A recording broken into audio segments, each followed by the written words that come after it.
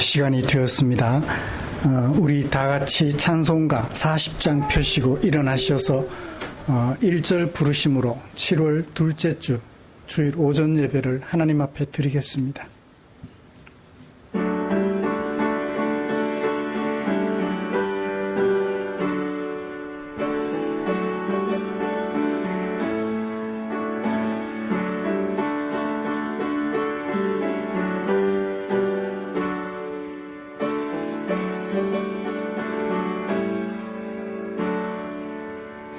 찬송으로 보답할 수 없는 큰 사랑, 주님께 영광 할렐루야.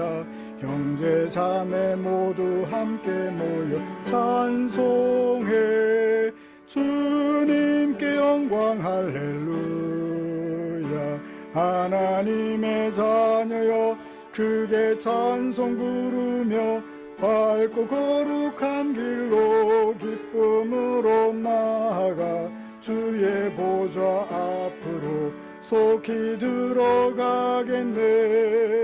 주님께 영광 할렐루야.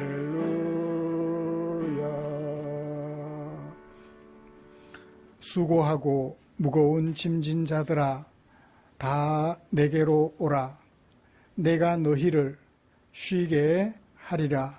아멘.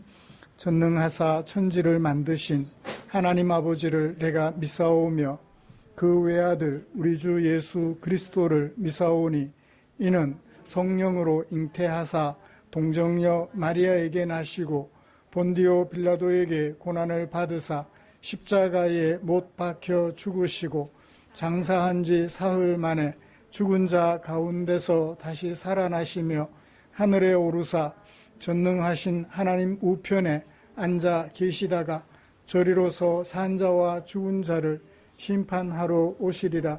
성령을 믿사오며 거룩한 공회와 성도가 서로 교통하는 것과 주시는 것과 몸이 다시 사는 것과 영원히 사는 것을 믿사옵나이다. 아멘. 찬송가 74장입니다.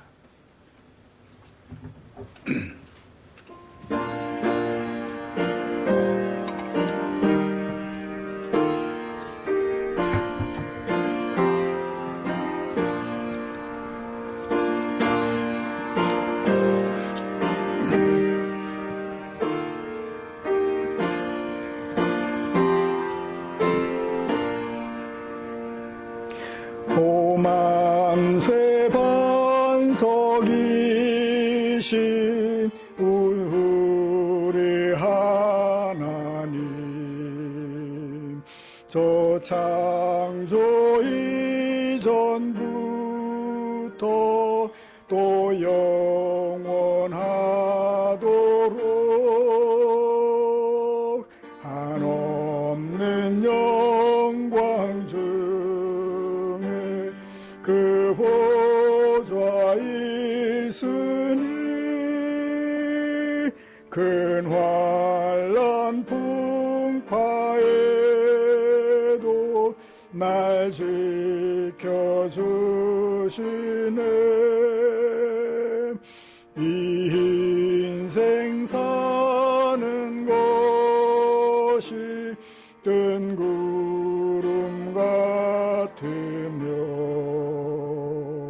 저 푸른 동산 안에 꽃송이가 또다.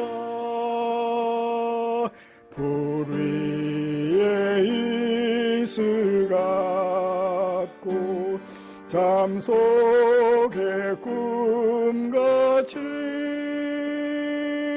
이 세상 모든 영광 곧 사라지도다. 한없는 사랑으로 늘 깨어 지키사 근자비 베푸시고 늘 인도하시니 내 평생 짧은 세월 빛나게 참빛인 성령으로 날 채워주소서.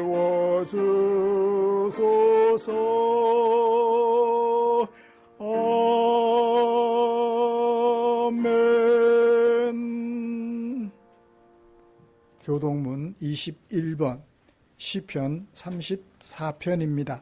주보에 기록된 교독문 함께 교독하겠습니다.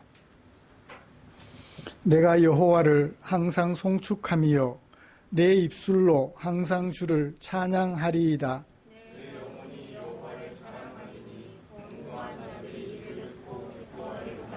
나와 함께 여호와를 광대하시다 하며 함께 그 이름을 높이세.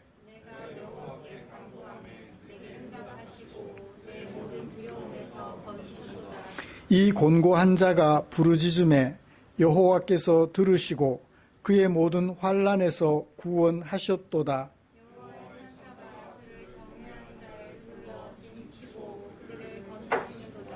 너희는 여호와의 선하심을 맛보아 알지어다. 그에게 피하는 자는 복이 있도다.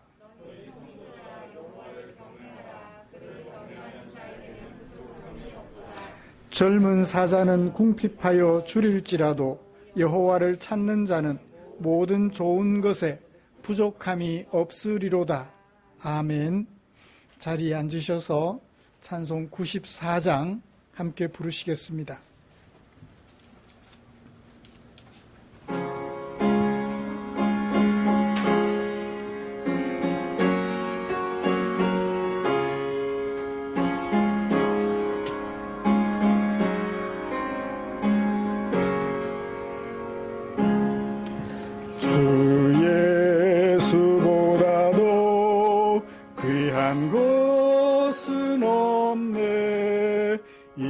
세상 부귀와 바꿀 수 없네. 영축을 내 대신 돌아가신 그 놀라운 사랑 잊지 못해. 세상 즐거움 다 버리고 세상 자랑 다 버렸네.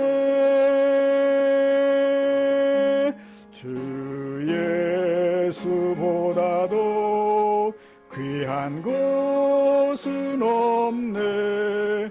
예수밖에는 없네. 주 예수보다도 귀한 것은 없네. 이 세상 명예와 바꿀 수 없네.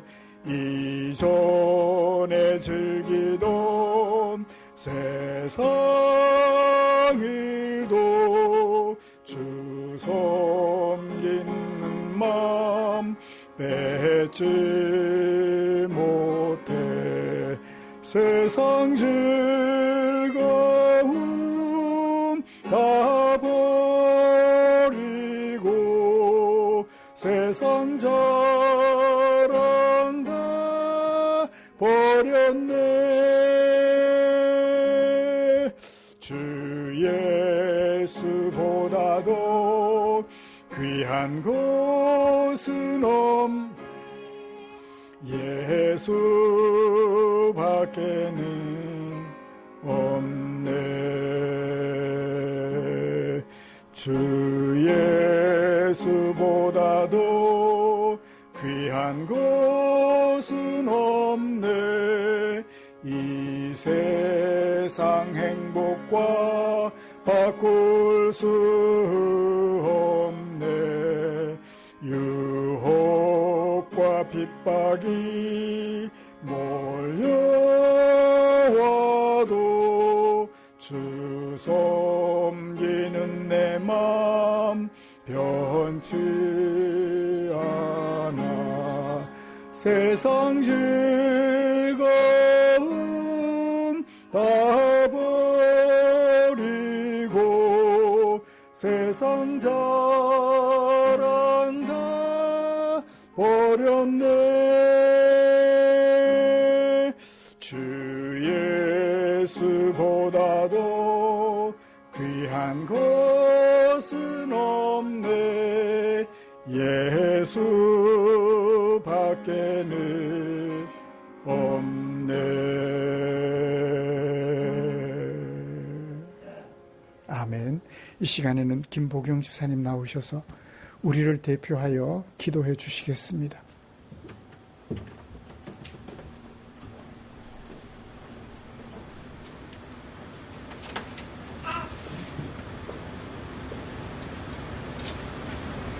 하나님 아버지 감사합니다.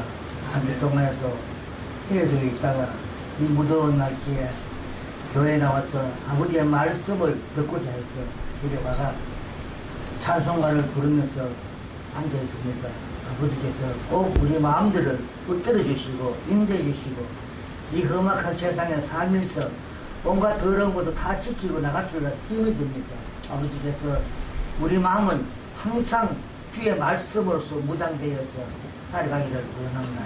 아버지 하나님, 우리가 아무리 믿음 생활을 한다 해도 주님이 우리에게 주시지 아니하면은 우리는 믿음 지킬 수가 없나요? 그저 우리들은 아버지 앞에 충성된 일만 할 수 있도록 항상 어디 가기나 여호와를 나타낼 수 있는 그러한 마음으로서 항상 생활하도록 도와주시옵소서. 우리들은 항상 보면은 남들보다 내가 더 열심히 해야지 한 그는 아닌 줄 압니다. 아버지께서 주신 주님 믿음으로써 함께 동참하면서 우리 교회 형제 자매들과 함께 모임이 되게 해 주시기를 간절히 바랍니다. 형제가 연합하여 선을 이룬 같이 아버지 뜻을 이어나가는데 함께 동참할 수 있는 그런 힘과 용기를 주시고 또 더 나가서 우리 교회 성도들과 함께 아버지 앞에 바라는 마음을 항상 주시기를 바랍니다. 아버지 모든 것을 앞에 놓고 생각할 때마다 내 자신도 뒤돌아볼 때 있다니까. 그럴 때마다 무슨 생각을 하는지 세상에 그 속히 살지 않았나 싶어서 때로는 걱정할 때도 있나요. 그렇지만 아버지께서 주신 믿음 굳건하게 지키고 이기고 나갈 수 있는 힘을 가지고 하루하루 살아갑니다. 도와주시옵소서. 아버지 하나님, 우리 교회에 처음 나온 젊은 저 부부들 먼 곳에서 이끄도 몰랐고 아버지 차 타고 오면서 거기 오는 길에 안전과 모든 것을 지켜주시고 마음 놓고 생활할 수 있도록 그 마음에 준비되도록 도와주시옵기를 바랍니다. 아버지. 항상 차를 타고 다닐 때마다 여호와를 항상 기도하고 차 타고 다닐 수 있도록 도와주시옵소서. 우리의 말씀은 항상 주의 말씀으로서 살아가는 동물에 또 때로는 조용한 날이 있으면 성령을 자주 아버지하고 교제할 수 있는 성령을 자주 보기를 간절히 바랍니다. 아버지 하나님, 우리 목사님께도 건강을 주시고 지혜를 주시고 우리 사모님께도 항상 건강과 모든 것을 함께 할 수 있도록 도와주시옵소서. 모든 말씀 주 예수 그리스도 이름으로 기도드립니다. 아멘.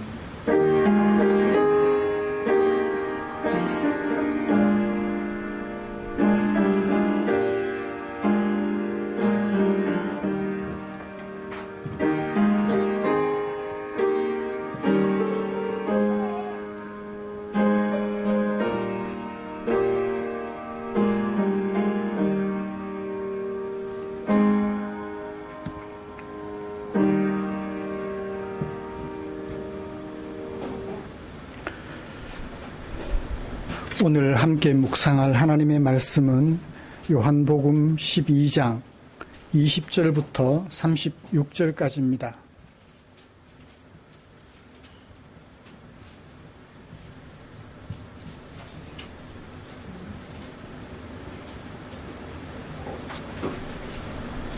지난주에는 12장 마지막 부분을 살폈는데 오늘은 그 앞에 있는 부분을 같이 읽고 말씀 나누도록 하겠습니다. 본문이 조금 깁니다. 한 절씩 교독하겠습니다. 명절에 예배하러 올라온 사람 중에 헬라인 몇이 있는데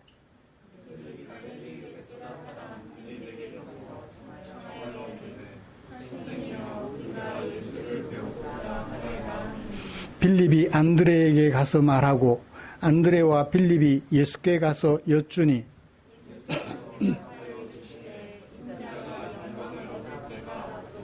내가 진실로 진실로 너희에게 이르노니 한 알의 밀이 땅에 떨어져 죽지 아니하면 한 알 그대로 있고 죽으면 많은 열매를 맺느니라.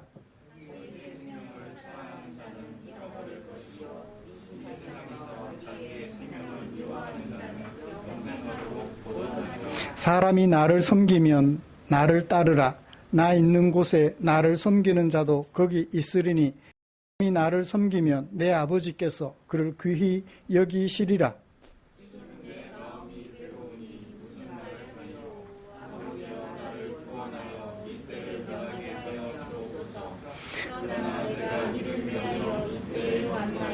아버지여 아버지의 이름을 영광스럽게 하옵소서 하시니 이에 하늘에서 소리가 나서 이르되 내가 이미 영광스럽게 하였고 또 다시 영광스럽게 하리라 하시니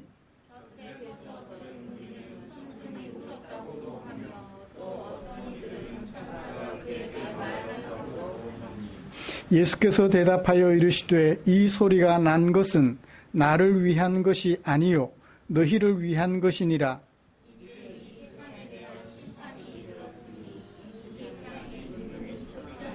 내가 땅에서 들리면 모든 사람을 내게로 이끌겠노라 하시니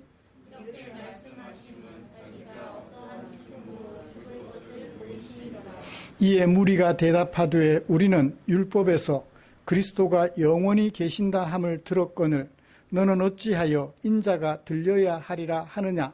이 인자는 누구냐.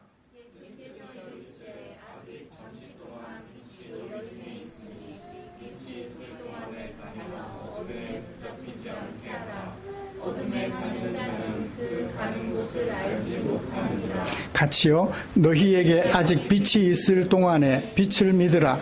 그리하면 빛의 아들들이 되리라. 예수께서 이 말씀을 하시고 그들을 떠나가서 숨으시니라. 아멘. 같이 찬양 하나 부르고 말씀 나누고 싶습니다. 기쁨으로 찬양 161번입니다.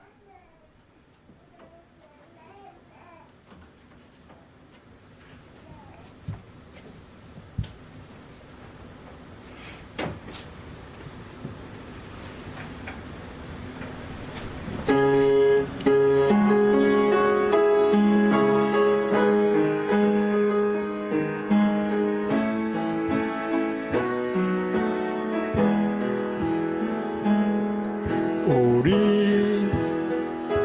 기대 주 앞에 나와 무릎 꿇고 베푸시는 주 하늘을 향해 두 손 들고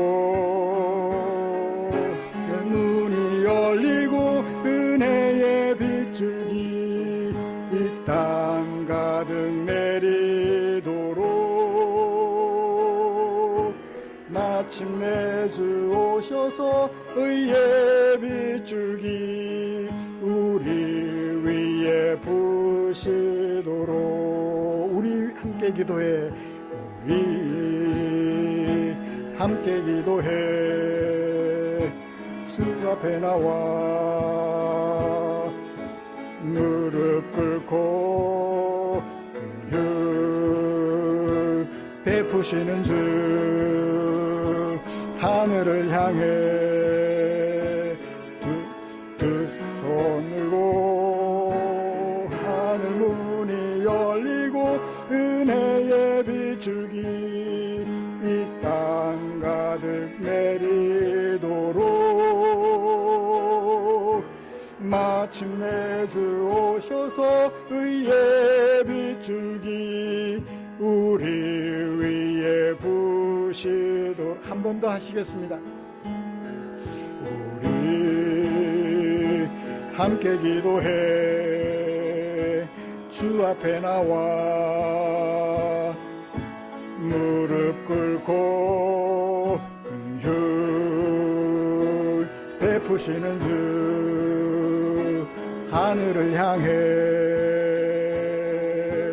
두 손 들고 하늘 문이 열리고 은혜의 빗줄기 이 땅 가득 내리도록 마침내 주 오셔서 의의 빗줄기 우리 위에 부시도록. 하늘 문이 열리고 하늘 문이 열리고 은혜의 빗줄기 이 땅 가득 내리도록 마침내 주 오셔서 의의 빗줄기 우리 위에 부시도록. 우리 위에 부시도록. 우리 위에 부시도록. 아멘.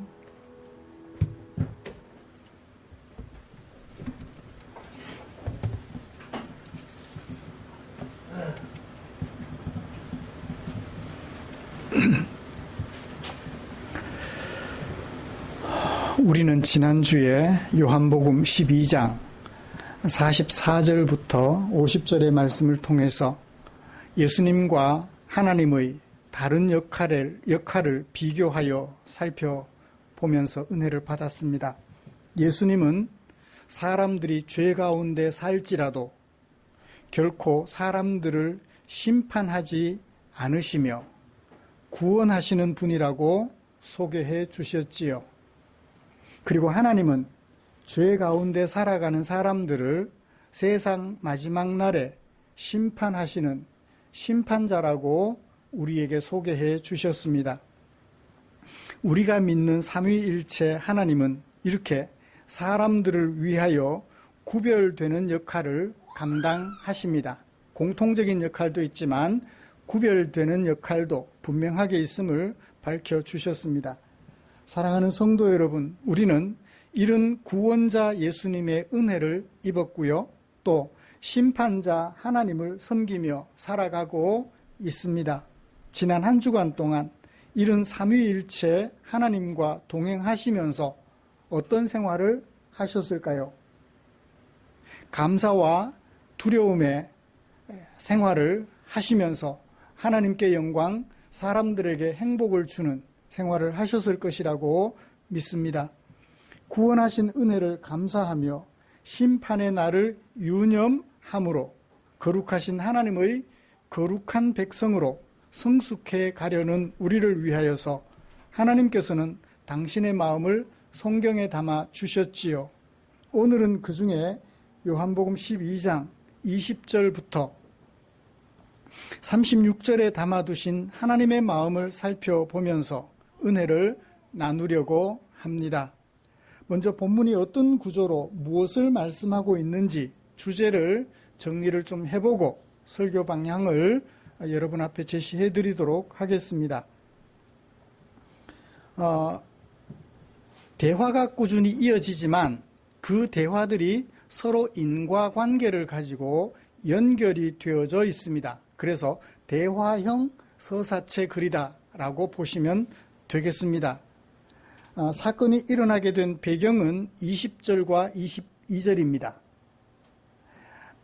유월절 며칠 앞두고 예수님께서 30세에 공생애를 시작하시면서 유월절마다 예루살렘으로 가시는데 첫 번째, 두 번째 예루살렘에 가셨어요. 이제 마지막 유월절을 며칠 앞두고 12장 1절, 며칠 앞두고 여세를 앞두고 예루살렘에 가셨어요.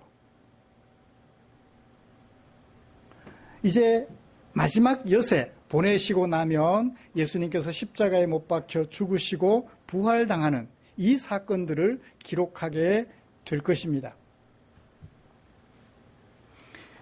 6월절 여세를 앞두고 있는 어느 날,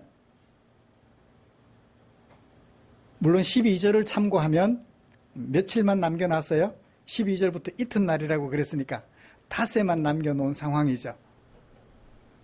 닷새만 남겨놓은 상황. 헬라인들이 예수님께 면담을 요청했어요. 제자들을 통해서. 안드레와 빌립을 통해서 예수님 만나보고 싶습니다. 헬라인들이, 유대인들이 아니고 헬라인들이 예수님을 만나보고 싶어 하는 사건이 발생했어요. 이게 배경이에요.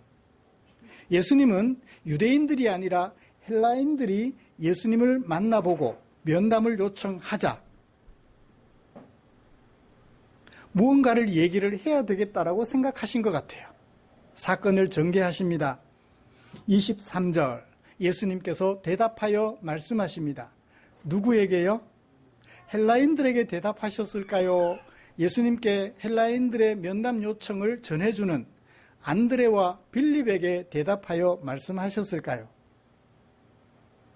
모르겠어요. 정확하게 누구인지 그 인칭 지시대명사를 밝혀주지 않았기 때문에, 인칭대명사를 밝혀주지 않았기 때문에 정확하게는 알 수 없습니다. 아마 들려준 말씀으로 보아서 뒤에 보면 무리들이라는 얘기가 나오잖아요. 무리들과 계속 대화를 하시는 걸로 봐서 헬라인들이 아닐까, 면담 요청하는 헬라인들이 아닐까라고 생각이 되기는 합니다. 무슨 얘기를 해주시나요? 인자는 죽어서 영광을 얻을 때가 왔다. 비로소.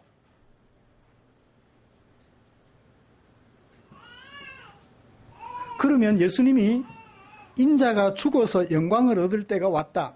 죽어서라는 것을 뭘로 비유했나요? 곡식이, 한 알의 곡식이 땅에 떨어져 죽어서 많은 열매를 맺게 되는 그 상황을 가지고 와서 그걸 메타포로 삼아서 예수님이 죽어서 많은 생명들을 찾을 때가 되었다. 그걸 뭘 얻을 때라? 영광을 얻을 때가 되었다라고 말씀하셔요. 예수님이 그렇게 말씀하셨는데 하늘에 계시는 하나님도 인정하실까요? 하나님이 아니야 그래 보면 끝이잖아요. 그래요. 사건은 위기로 치달았는데 다행히 절정으로 나아가게 하나님께서도 말씀해 주십니다. 맞다. 이미 너는 내가 나를 영광스럽게 하였고 또 앞으로도 영광스럽게 할 거야. 하늘에서 음성이 들려와서 예수님이 하신 말씀이 맞다는 것을 확인해 주십니다.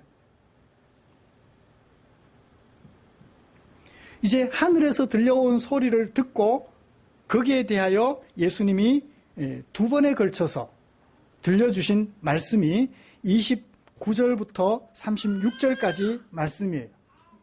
하늘에서 음성이 들려온 것은 나를 위함이 아니고 너희의 유익을 위하여 들려주신 말씀이다.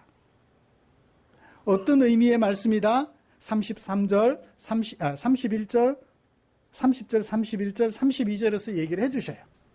이제 세상의 임금을 예수님이 쫓아내시고 그 세상의 임금에게 종노릇하던 사람들을 예수님이 예수님에게로 이끌 거야 라고 얘기를 하시면서 이제 마지막 권면을 하십니다. 35절 다녀라. 빛이 있을 동안에 다녀라. 빛이 있을 동안에 빛을 믿어라 라고 권면하여 이제 사건은 절정에 이르게 되죠. 어떻게 사건은 종결이 됩니까? 다녀라 믿어라 했으면 사람들이 다니고 믿으면 예수님이 좋아서 어쩔 줄 몰라 해야 되잖아요. 그런데 예수님이 어떻게 해요? 36절 마지막에 이 말씀을 하신 예수님이 그들을 떠나가서 숨으시게 되었다고 그래요. 수동태예요. 예수님이 의도적으로 가서 숨으신 게 아니고 숨을 수밖에 없었다라는 거예요. 수동태 동사예요. 왜 그랬을까요? 빛이 있을 동안 빛 가운데 다녀라. 빛이 있을 동안 빛을 믿어라 했는데 진짜 믿었으면 예수님이 너무너무 좋아하셨을 텐데, 자기를 더 많이 드러내셨을 텐데 숨어버리게 돼요. 왜요? 37절. 그 많은 표적들을 보고도 어떻기 때문에? 믿지 않았기 때문에 예수님이 안타까워서 숨어버리시는 거예요. 안타까워서. 이렇게 사건은 종결이 됩니다. 헬라인들이 찾아와서 예수님 면담 요청하는 것을 배경으로 삼아서 예수님께서 들려주셨던 말씀, 그것이 오늘 말씀 속에 담겨있는 전체 주제입니다. 예수님은 어떻게 영광을 얻으시는 세상의 구주가 되시는가 하는 것을 우리에게 밝혀주시죠. 조건 부사절을 몇 번 써요? 볼까요? 24절. 비유지만, 메타포지만, 뭐요? 뭘 말해요? 죽으면, 죽지 않으면 안 되는데, 죽으면 그렇게 된다. 밑으로 내려와서, 몇 절이죠? 32절.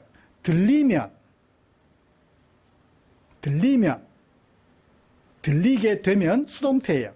예수님이 그냥 이렇게 높이 올라가시는 게 아니고 수동태, 다이에 의하여 들리게 되면 그 들리게 된다는 것은 어떤 말? 33절 죽음과 관련이 있는 거예요. 어떻게 죽느냐? 들려져서 죽음 당한다. 그냥 땅에서 죽음 당하는 것이 아니라 들려져서 죽음 당한다 라고 얘기를 하시는 거죠. 예수님은 어떻게 세상의 왕을 쫓아내시고 세상의 임금을 쫓아내시고 그를 추종하던, 세상의 임금은 사탄을 말해요. 사탄을 추종하던 사람들을 예수님께로 다시 이끄시는 구주가 되시는가, 세상의 구주가 되시는가 하는 것을 우리에게 보여주고 계십니다. 그리고 마지막에 뭐예요? 세상의 구주가 나니까 내가 말하는 말씀 안에 다니고 살고, 그리고 어떻게 해라? 내가 살아있을 동안에 믿어라. 죽고 난 뒤에 믿으려면 어렵다. 부활 예수를 보겠지만 죽고 난 뒤에 보려면 힘드니까 내가 살아있을 동안에 믿어라 라고 권면하는 것으로 말씀을 마무리하고 있습니다. 이런 말씀을 가지고 첫 번째는 예수님은 어떻게 세상의 구주가 되시는가? 오늘 말씀의 핵심이죠. 예수님은 어떻게 세상의 구주가 되시는가? 세상 임금을 쫓아내고 그 자리를 빼앗은 세상 임금을 쫓아내고 예수님이 세상의 구주의 자리에 서게 되시는가 하는 것을 설교하겠습니다. 그리고 이어서 세상의 구주가 되신 예수님께서 아직까지 예수님을 세상의 구주로 믿지 못하는 사람들에게 들려주는 권면 35절, 36절을 살펴보면서 오늘 설교를 마무리하겠습니다. 말씀 나누는 동안 하나님의 크신 은혜가 우리 마음을 감동시켜 주시기를 간절히 소원합니다. 예수님께서 예루살렘에서 북쪽으로 사마리아 지역으로 가시는데 어디를 지나가시게 되었죠? 수가성이라 하는 곳으로 지나가시게 되었습니다. 요한복음 4장에 기록되어져 있죠. 수가성 여인을 통해서 그 수가성에 살던 사람들이 예수님을 만나게 돼요. 이틀 동안 예수님은 그곳에 머물러 당신을 만나고 싶어하는 사마리아 사람들과 대화를 하셨어요. 이틀 동안 예수님과 대화한 사마리아 사람들이 여자에게 말해요. 수가성 우물가에 나왔던 여인에게 말해요. 이제 우리는 예수님을 믿는다. 누구처럼? 너처럼. 그런데 너의 말 때문에 믿는 게 아니다. 네가 우리에게 전도했기 때문에 믿는 게 아니야. 뭐 때문에 믿어요? 우리가 친히 듣고 알았기 때문에 우리가 믿어라고 얘기를 해요. 예수님을 어떤 분으로 믿고 듣고 알게 되었어요? 세상의 구주신 줄 알게 되었기 때문에 우리도 예수님을 믿는다. 뭐로? 세상의 구주로 믿는다라고 고백을 해요. 예수님이 세상의 구주시라는 거예요. 이 7가지 표적을 통해서 예수님은 하나님에 의하여 피조되었으면서도 하나님에 의하여 만들어졌으면서도 하나님의 안식을 누리지 못하고 살아가는, 죄 가운데 살아가는 그들을 하나님의 안식을 누릴 수 있도록 도와주는 세상의 구주시라는 사실을 7가지 표적을 통해서 계속해서 보여주셨어요. 안식일에 날 때부터 맹인된 사람의 눈을 뜨게 해주심으로 예수님은 우리에게 무엇을 주시는 분? 안식을 주시는 분. 눈 뜨는 것이 목적이 아니라 예수님의 정체를 드러내는 것이 목적이었죠. 예수님은 우리에게 안식을 주시는, 안식하지 못하고 살아가는 우리들에게 안식을 주시는 세상의 구주시라는 것을 7번이나 드러내 보여주셨어요. 세상의 구주가 되신다는 것은 그것을 이미 사마리아 사람들의 입을 통하여 드러내 보여주셨습니다. 그러면 세상의 구주가 되신다는 것은 어떤 의미일까요? 하늘에서 들려온 음성 다음에 예수님께서 이게 무슨 소리냐라고 궁금해하는 사람들에게 들려주신 예수님의 말씀을 통해서 세상의 구주가 되시는 게 어떤 것인지 볼까요? 세상의 구주가 되시는 것이 어떤 거예요? 30절 예수께서 대답하시게 되었어요. 사람들이 설왕설래하니까 이게 도대체 하늘로서 처음 들어보는 음성이잖아요. 하늘로부터 들려왔으니까. 이게 도대체 뭐냐라고 궁금해하는 그들에게 예수님께서 대답하시게 되었어요. 이 소리는 났다. 누구를 위하여? 나를 위하여가 아니고 너희의 유익을 위하여 이 소리가 났다. 이 소리가 났다. 이제 이 세상에 대한 심판이 이르렀다. 이제 이 세상의 임금이 우리 개정에는 없어요. 밖으로 쫓겨날 거야. 원문에는 있어요. 밖으로 쫓겨날 거야.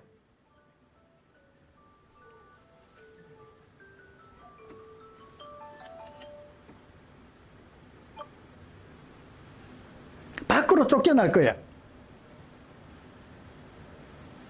그러면서 말씀하십니다. 내가 땅에서 들리면 내가 모든 사람을 이끌겠노라. 누구에게로? 내게로.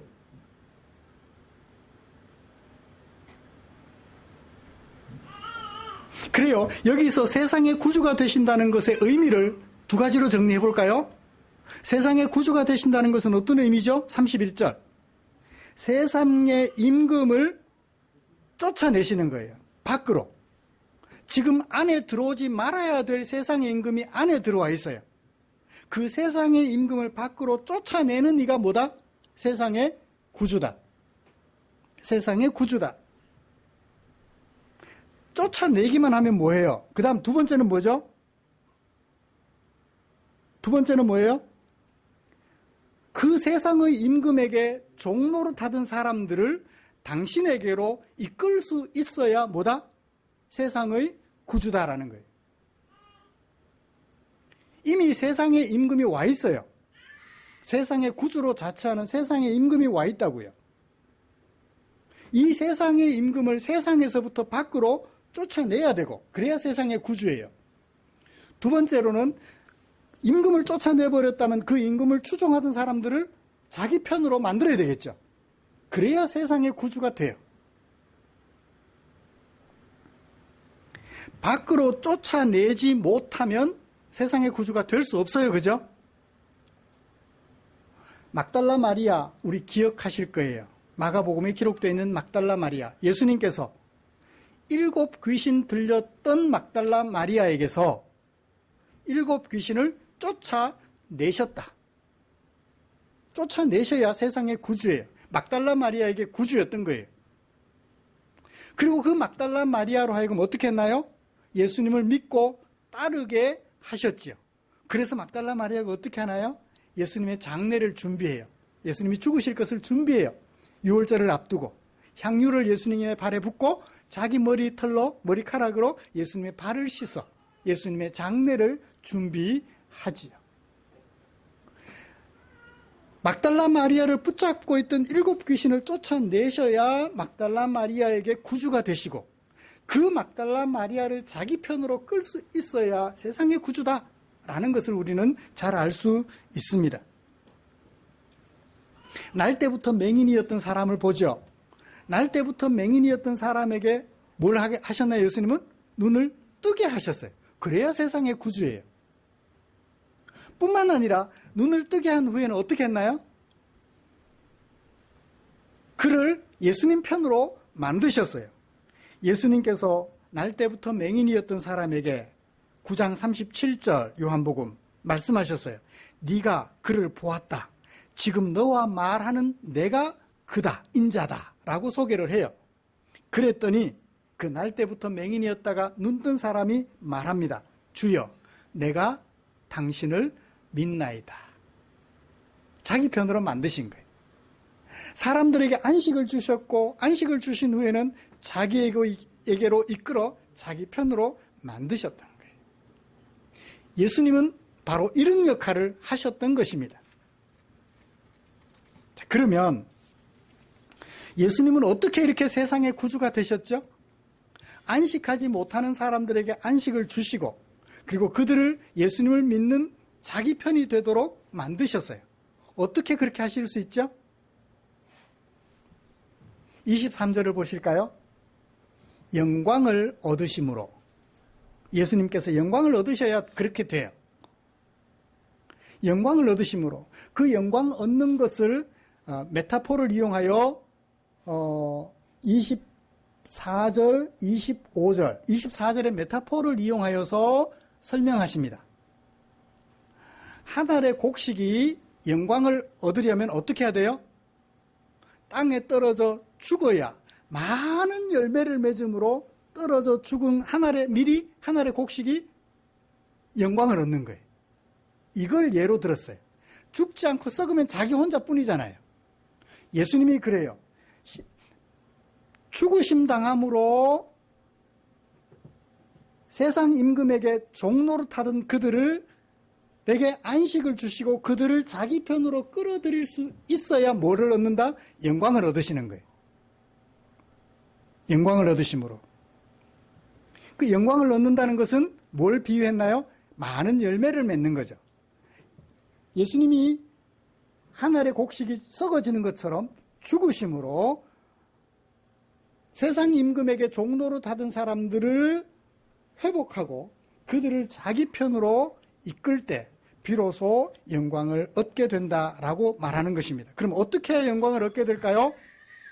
24절 죽으면 32절 들리게 됨으로써 33절 죽으심으로 들려져서 죽으심으로 비로소 세상의 구주가 되시며 영광을 얻으시게 되며 많은 사람들 세상 임금에게 쫓아가지 말아야 될 세상 임금을 쫓아가던 그들을 되찾으신다는 거예요.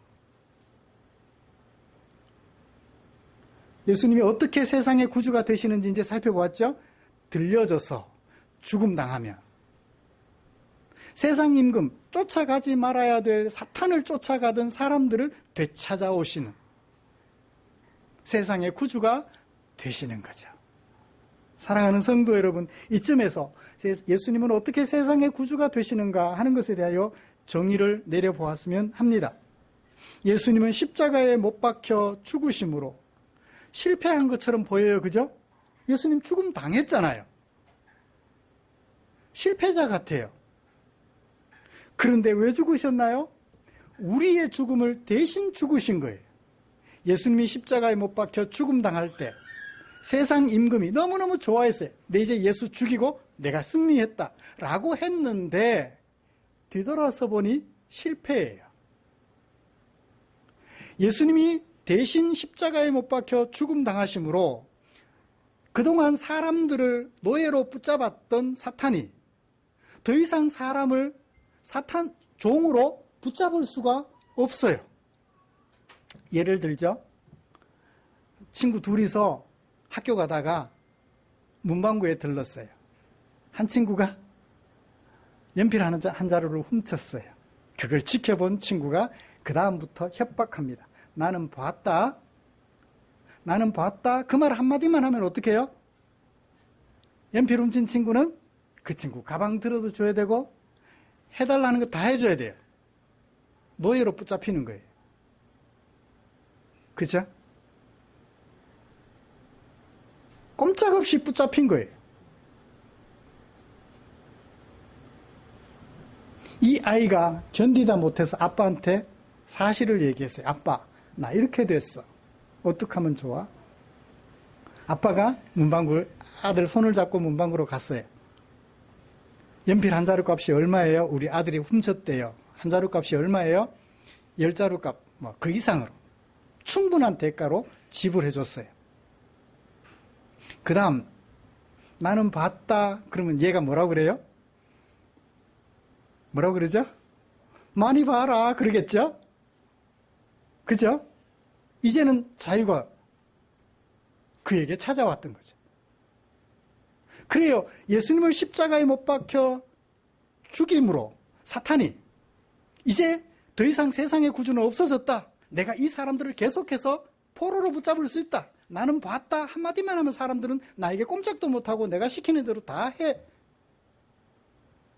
라고 했는데 순간 되돌아보니 예수님이 죄벌을 대신 받아주심으로 더 이상 나는 봤다라고 말해봐야 사람들이 콧방귀를 끼는 거예요. 웃기는 소리 하지 말라는 거죠.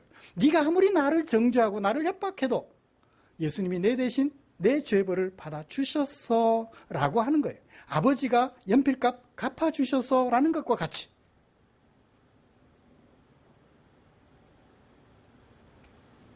그제서야 사탄은 내가 졌다라는 것을 알고 쫓겨가요. 더 이상 이 사람들을 포로로 붙잡을 수 없구나. 협박해봐야 소용이 없구나 하는 것을 알고 도망을 가는 거죠. 세상 밖으로. 누구 세상? 하나님의 세상, 예수님의 세상 밖으로 쫓겨가는 것이지요. 예수님은 세상 임금과 싸워서 십자가에 못 박혀 죽으심으로 예수님은 세상 임금과 싸워서 이기셨나요? 졌나요? 이기셨어요. 순간적으로 사탄이 이긴 것처럼 여겨졌지만 결과를 보니까 예수님이 이기셨어요. 죄에게 종로로 타던 우리를 그의 수하에서, 세상 임금의 수하에서 건져내셨어요. 거룩하신 하나님께로 이끌어 주셨습니다. 그래서 오늘 우리는 이 자리에 앉아 있는 거예요.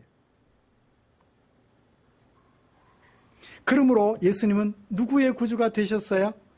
사마리아 사람들은 세상의 구주라고 말했지만 우리는 나의 구주가 되시지요. 아멘입니까? 예수님은 나의 구주가 되셨어요. 세상의 구주이신 예수님은 오늘 나의 구주가 되어 계시는 거예요. 여러분들은 그 예수님을 나의 구주로 영접하셨기에 이 자리에 앉아 계시는 줄 믿습니다. 그러면 이제 이런 예수님께서 권면을 하셔요. 35절, 36절. 명령형 동사 밑에 밑줄을 그어볼까요? 다녀라. 몇 절에 있나요? 35절. 다녀라고 되어 있는데 다녀라. 다녀의 밑줄을 그으세요. 그 다음에 36절 믿어라. 두 가지 권면을 하십니다. 빛이 있을 동안 빛 가운데 다녀라. 무슨 얘기죠? 빛은 뭘 말하죠? 요한복음 1장에서 예수님은 빛이라. 빛이 세상에 오셨으되 어둠이 빛을 알지 못하더라. 요한이 말했어요.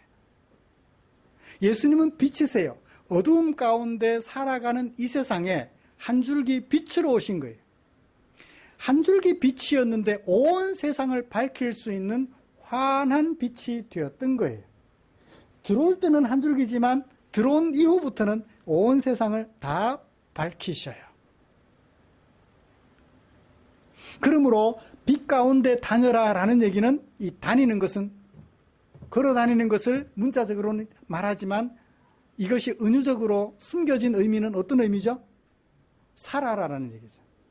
빛 가운데서 살아라. 이제 더 이상 세상 임금을 쫓아 어둠 가운데 살지 말고 종로로 타지 말고 시키는 대로 하는 거예요. 도둑질 하라면 도둑질하고 거짓말 하라면 거짓말하고 가서 바람 피우라 그러면 바람 피우고, 내 마음이 시키는 대로 다 했던 우리, 더 이상 내 마음이 시키는 대로 하지 말고 빛이 시키는 대로 하라는 거예요. 빛은 우리에게 뭘 시켜요? 내 이웃을 내 몸같이 사랑하라고 시키셔요. 제가 이번 주에 페이스북에 글을 하나 썼어요. 내가 가장 행복한 순간은 내가 사랑받을 때일까? 내가 사랑할 때일까? 저 자신을 점검해 보았어요. 언제 가장 행복해요? 행복한 순간이죠? 이효진 집사님, 박태현 집사님 한번 이렇게 안아주시면 그 순간이 어때요? 제일 행복하죠. 아내로서. 사랑받을 때.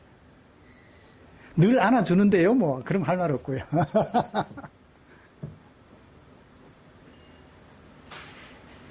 이 사람이 나를 사랑하고 있구나. 사랑을 느낄 때 우리는 행복한 것 같아요. 그런데요, 진짜는 하나님의 백성들은 사랑받을 때가 아니라 사랑할 때 가장 행복을 느껴야 돼요. 엔돌핀이 막 넘쳐나야 돼요. 사랑할 때. 사랑함으로 우리는 행복해져야 한다고요. 그걸 행복한 순간이라고 말할 수 있어야 한다고. 지난 한 주간 동안 계속 그걸 머릿속에 되뇌었어요. 그래, 저도 아내로부터, 제가 삼식이 새끼거든요. 삼식이 새끼예요. 굉장히 미안하죠. 한 끼는 좀 나가서 먹으면 좋겠는데 하루 종일 집에 있으니까 아내가 얼마나 힘들까 그 생각을 해요. 가끔씩은. 혼자 먹으면 이것저것 마음 놓고 먹어도 되는데 옆에 있으면 마음 놓고 못 먹잖아요. 뭐라도 하나 신경 써야 되니까. 사랑받을 때 참 많이 행복하죠. 그런데 사랑받을 때 이제 분석적으로 해봅니다. 마음은 사랑할 때 행복하다는 것 아는데 실제는 사랑받을 때 행복한, 분석적으로 해보면 그런 것 같아요. 그래서 부단히 이게 사랑할 때가 49%, 사랑받을 때 51% 행복하다면 자꾸 역전시키는 거예요. 50%, 50%로. 그 다음에 나중에는 사랑할 때 행복 느끼는 것이 51%, 사랑받을 때 행복 느끼는 것이 49%로 점점 더 역전시켜서 사랑할 때 더 많은 행복을 느끼면 참 좋겠다. 이게 빛 가운데 다니는 거예요. 빛 가운데 다니라는 얘기예요. 그 다음에 두 번째는 빛을 믿으라는 거예요. 세상의 구주라는 사실을 믿으라는 거예요. 그만 따르면 된다는 것을 우리에게 강조해 주는 것입니다. 왜 그렇게 두 가지를 권면했을까요? 목적이 34절과 35절에 딱 기록되어 있어요. 우리말 성경은 분명하게 밝혀지지 않는데요. 있어요. 찾아보면 있어요. 볼까요? 빛이 있을 동안 어둠이 너를 붙잡지 못하도록. 직역하면 그래요. 빛이 있을 동안 어둠이, 주격이에요. 어둠에게 역격인 것으로 번역을 했는데 주격입니다. 어둠이 너를 붙잡지 못하도록 빛 가운데 다녀라. 빛 가운데 안 다니면 어둠이 수시로 우리를 사로잡아요. 붙잡아요. 빛 가운데 다닌다고 열심히 노력하면, 빛으로 나가면 내 행위가 드러나잖아요. 나쁜 짓을 할 때는 숨어서 해요? 드러나게 해요? 숨어서 해요. 근데 요즘은요, 나쁜 짓도요, 이상하게 드러난 데서 많이 하더라고. 양심이 없나 봐요. 공공연하게 나쁜 짓을 해요. 누구도 알 수 있는 상황인데 나쁜 짓을 하고 있더라고. 보통 사람들은 나쁜 짓을 할 때는 몰래 숨어 해요. 길에 가다가 지갑 떨어진 거 봐서요. 어떻게 해요? 공공연하게 엎드리진 않잖아요. 발로 어떻게 해요? 1차로 딱 밟아서 안 보이게 해놓고 두리번 살펴본 다음 어떻게 해요? 없으면, 다른 사람이 있으면 지나갈 때까지 기다리는 거에 서가지고. 그죠? 빛 가운데 행하지 않으면 어둠이 나를 붙잡아요. 그러므로 빛 가운데 다니다가 보면 어둠이 나를 못 붙잡을 테니까 어둠이 나를 붙잡지 못하도록 빛 가운데 다니라 그러는 거예요. 두 번째는 왜 예수를 믿으라고, 빛을 믿으라고 그래요? 그리하면 너희들이 빛의 아들들이 될 거야.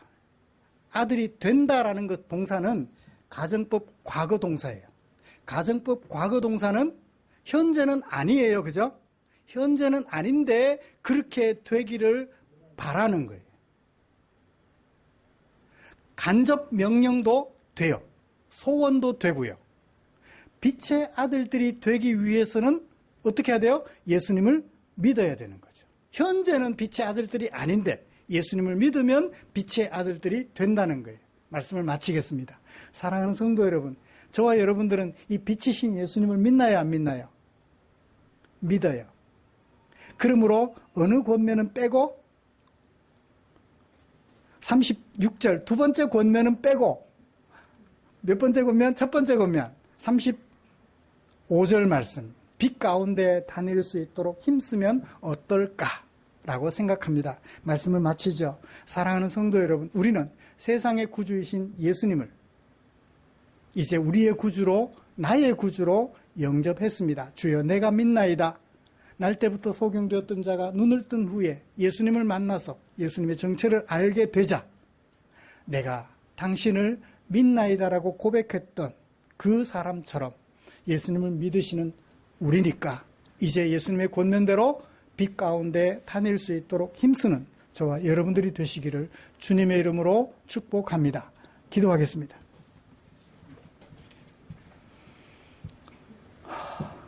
하나님 아버지,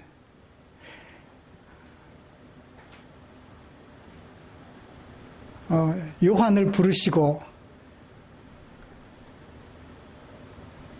요한이 요한복음을 써서 남겨주어서 이것을 읽을 수 있도록 해주셔서 고맙습니다.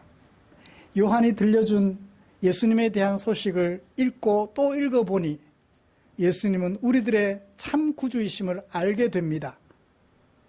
그리고 이 예수님을 믿어 빛 가운데 사는 것이 우리가 사는 길임을 알게 됩니다. 고맙습니다. 이제 요한이 우리에게 기록하여 남겨준 이 말씀을 읽고 또 읽으면서 묵상하고 또 묵상하면서 예수님이 나의 구주 되심을 믿게 해주셨으니 남은 세월 살아가는 동안 부단히 빛 가운데 살아서 오늘은 빛 가운데 사는 것이 얼마 되지 않지만 내일은 온전히 빛 가운데 우리의 삶을 경영함으로 하나님이 주시는 안식 마음껏 누리며 살아가는 우리가 되도록 은혜 내려 주시옵소서. 예수님의 이름으로 기도드리옵나이다. 아멘.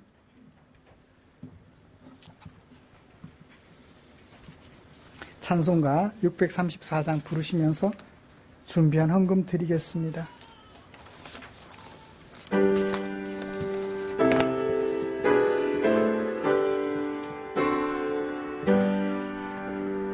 모든 것이 주께로부터 왔으니 이 예물을 주께 드리나이다.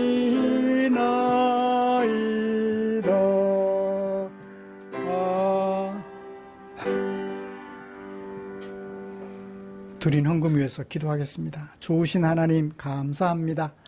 하나님께서 허락하신 은혜 감사하여 내게 사용하라고 맡겨주신 물질 가운데 얼마를 나 아닌 너를 위해 사용해야지 한 주간 동안 고민하며 구별해 두었다가 아버지의 뜻을 좇아 주일날 사랑하는 성도들과 예배드리면서 교회에 헌금으로 드렸습니다. 하나님의 은혜를 감사하며 하나님의 주인 되심을 고백하며 내 이웃을 내 몸같이 사랑하라 하신 주의 명령을 순종하기 원하여 헌금으로 구별해 두었다가 이웃 사랑의 마음으로 헌금으로 드렸습니다. 이 마음 주께서 받아 주시옵소서.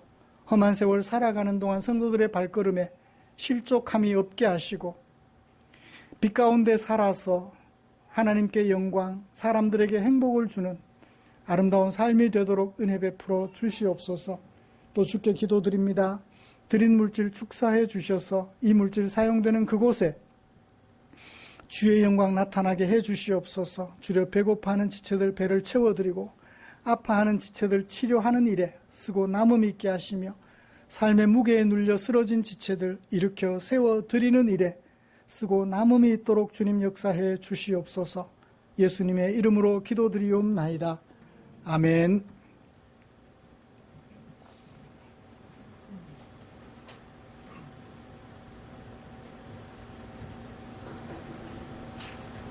교회 소식 알려드리겠습니다. 다음 주기도 박태윤 집사님이십니다. 우리의 삶과 인격을 아름답게 하는 것, 하나님의 말씀이지요. 말씀 묵상을 통해서 하나님 나라를 꿈꾸고 말씀 속에 드러나 있는 하나님 나라를 우리 생활 속에 구현하여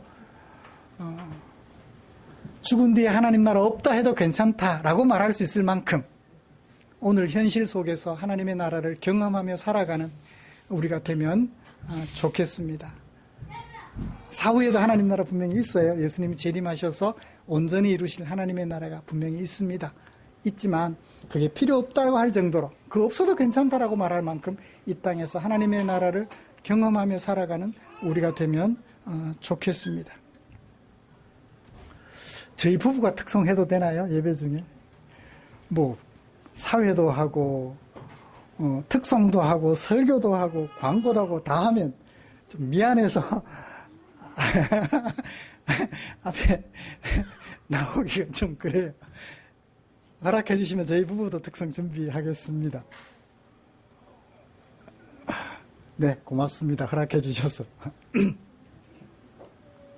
못하지만 하도록 해보겠습니다. 네, 곁에 계시는 지체들과 인사 나누시죠.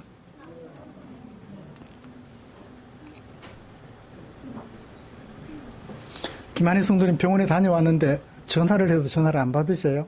결과가 어떻게 됐는지 모르겠어요. 월화 다녀오셨는데 결과를 모르겠어요. 어제 계속 전화를 했는데 전화를 안 받으시더라고요.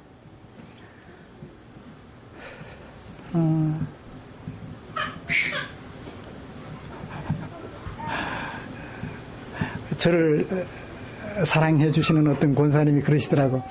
예배를, 그러니까 포항충전교회 예배를 이렇게 방송으로 보는데 애기들 목소리가 중간중간에 들려서 너무 좋다고, 살아있는 교회 같다고. 그래서 요즘 애기들 소리 안 들리는 교회가 많대요. 근데 애기들 소리가 들려서 너무 좋다고. 그래서 저도 마음껏 듣고 좋아하시라고, 애기들 뭐라고 해도 그냥 가만히 있습니다. 사실 애기들 소리는 우리의 마음속에 막 이렇게 미래를 꿈꾸게 하잖아요. 예.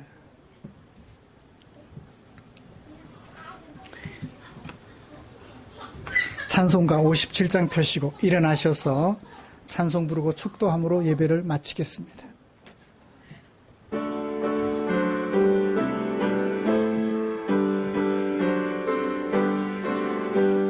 오늘 주신 말씀에 새 힘 얻어서 세상으로 나가서 살아갈 때에 나 혼자 힘으로 늘 부족하오니 주여 나를 도우사 승리하게 하소서. 아멘. 기도하겠습니다. 우리 구주, 우리를 구원하시는 우리 구주 예수 그리스도의 은혜와 하나님 아버지의 무한하신 사랑하심과 성령 하나님의 인도하시고 위로 충만 교통 격려하시는 은혜가 이제 우리를 불러 예수 믿게 하시고 빛 가운데 다닐 수 있도록 친히 안내하여 주신 그 주님을 기억하며 예수님을 믿는 믿음 안에서 빛 가운데 살아가기로 다짐하며 예배를 마치는 모든 지체들 위해 지금부터 영원토록 함께 계시기를 축원하옵나이다. 아멘.